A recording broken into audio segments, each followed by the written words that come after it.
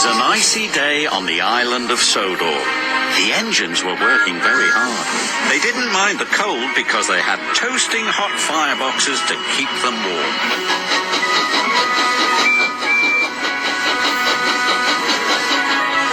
That evening, the Fat Controller came to the sheds. "There's a big freeze coming tonight," he said. "James and Percy are to deliver extra coal to the stations." "Yes, sir," they said eagerly, and the Fat Controller drove away. "You'd better hurry," teased Thomas, "or Scary Jack Frost might get you." "Who's Jack Frost?" Percy whistled nervously. "Don't be silly," sniffed James. "Jack Frost is not scary." "Yes, he is," teased Thomas. "He's all white with a big spiky face." "Rubbish," said James. James knew Jack Frost wasn't scary, but poor Percy wasn't so sure.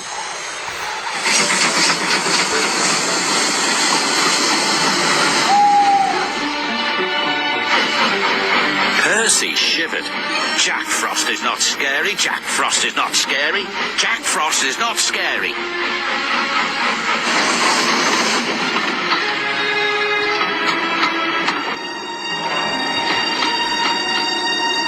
Meanwhile, James puffed along his route.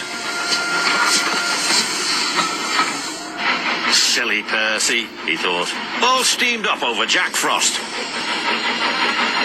Percy made his last delivery.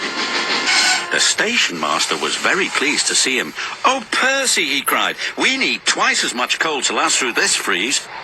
"Don't worry," Percy said. "This is my last stop. You can have mine."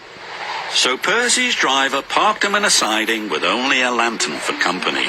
"Do you think Scary Jack Frost will find me?" said Percy.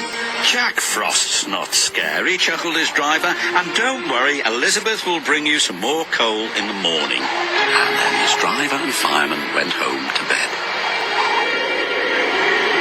Late at night, the icy wind howled. It started to snow.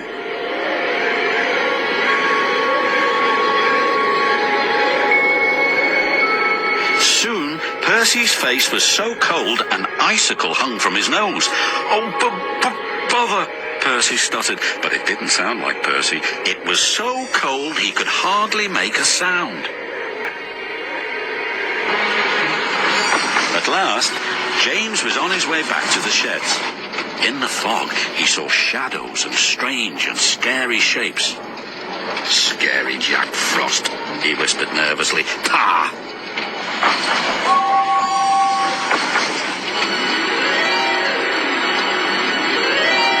"Hello, James," muttered Percy icily. "Scary Jack Frost!" cried James, and he raced away as fast as his wheels could carry him. He didn't stop until he got back to the sheds.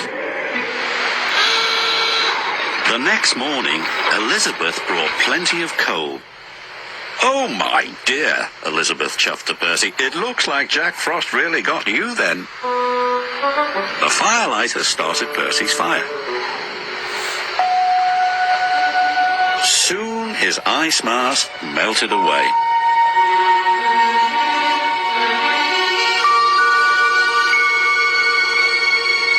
"So Scary Jack Frost is only frost," tooted Percy happily. And soon he was as warm as toast. When Percy arrived at the sheds, James was bragging to the other engines. "I saw Scary Jack Frost last night," James huffed. "He even knows my name." "He also knows that you ran away," teased Percy. And all the engines whistled, including James. But Percy's was the loudest whistle of all.